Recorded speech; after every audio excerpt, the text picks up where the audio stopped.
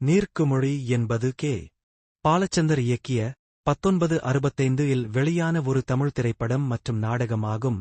இது ஒரு மருத்துவமனையில் உள்ள நோயாளிகள் மற்றும் ஊழியர்களின் வாழ்க்கையைப் பற்றியது, குறிப்பாக கால்பந்து வீரர் அருண் கோபாலகிருஷ்ணன் மற்றும் புற்றுநோயால் பாதிக்கப்பட்ட நகைச்சுவை நடிகர் சேது நாகேஷ் ஆகியோரின் கதைகள் இடம்பெறும். வாழ்க்கையின் நிலையற்ற தன்மையையும் குறுகிய காலத்தில் நல்ல செயல்களைச் செய்வதன் முக்கியத்துவத்தையும் வலியுறுத்தும் கதை இது. கதைக்கரு: இது ஒரு மருத்துவமனையில் நடக்கும் கதை. நோயாளிகள் மற்றும் மருத்துவ ஊழியர்களின் வாழ்க்கை கதைகளைச் சித்தரிக்கிறது. வாழ்க்கையின் நிலையற்ற தன்மையையும் மனித உறவுகளின் சிக்கல்களையும் பேசுகிறது.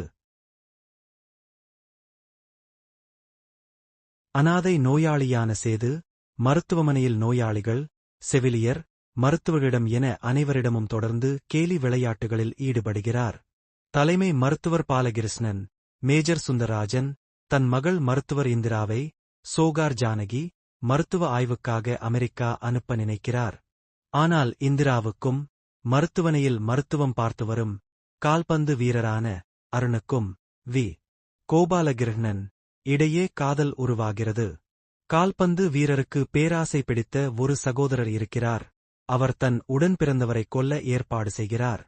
சேது தன் இறுதி நாள் குறிக்கப்பட்டதை அறிந்தவுடன் தான் வாழும் குறுகிய காலத்தில் நல்லது செய்யலாம் என்று அவர்களின் காதலுக்கு உதவுகிறார். ஆனால் எல்லாம் நீர்க்குமொழி ஆகிறது என்பதுதான் கதை. அதுவரை திரைக்கதை ஆசிரியராக இருந்த கே. பாலச்சந்தர் இயக்குனராக அறிமுகமான படம் நீர்க்குமொழி. இப்படம் அதே பெயரிலான அவரது மேடை நாடகத்தை அடிப்படையாகக் கொண்டது. 5. இந்த படத்தை திருமலை பிலிம்ஸ் என்ற பதாகையின் கீழ் ஏ. வேலன் தயாரித்தார். ஒளிப்பதிவை நிமை கோஷ் மேற்கொண்டார். கலை இயக்கத்தை ரங்கண்ணா செய்தார். 6. நாடகத்தின் கதையைக் கேட்ட ஏ. வேலன் நாடகம் மேடையேறும் முன்பே திரைப்படமாக்க முன்வந்தார். படத்தை கே. பாலச்சந்தரையே இயக்கும்படி சொன்னார்.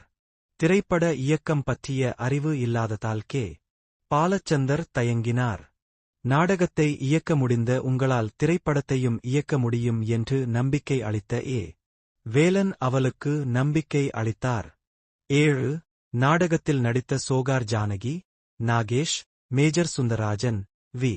கோபாலகிருஷ்ணன் ஆகியோர் திரைப்படத்திலும் பாத்திரங்களை ஏற்றனர். 5. 8. படத்தின் தலைப்பை மாற்றுமாறு நண்பர்களும் உறவினர்களும் தனக்கு அறிவுறுத்தியதாகவும் ஆனால் பிடிவாதமாக அதே தலைப்பை வைத்ததாகவும் பாலச்சந்தர் கூறினார். இந்த உலகத்துல பிரச்சனை எல்லாருக்கும் இருக்கு, A to Z வயசுல, ஆனா எல்லாரும் அத மூவ் ஆன் பண்ணி வாங்கி இந்த படத்துல நாகேஷ் தனக்கு கேஞ்சர் இருக்கும் தெரிஞ்சி வெளிக்காட்டிக்காம மத்தவங்க சந்தோஷத்துக்கு தன்னை அர்ப்பணிப்பு செஞ்சுகிட்டாரு. இந்த வீடியோல நிறைய மிஸ்டேக் இருக்கலாம், அது எல்லாம் காமெண்ட் செக்ஷன்ல சொல்லுங்க, திருத்திக்கிற.